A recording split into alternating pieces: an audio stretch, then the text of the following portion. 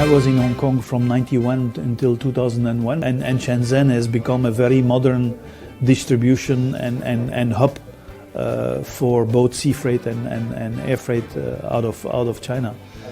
So it can only be a good thing if we would be able to connect the two cities. All reform is always welcome, and I have seen the Chinese economy grow. They're doing it a very smart way, a very controlled way, and we can only look forward to more cooperation between China and Europe.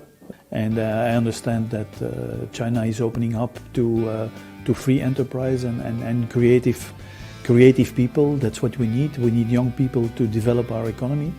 And I can only congratulate China. I understand that even under the actual conditions of a COVID, that China is almost doing the same economical growth as in 2019, and it can only be used as an example to anybody else in the world.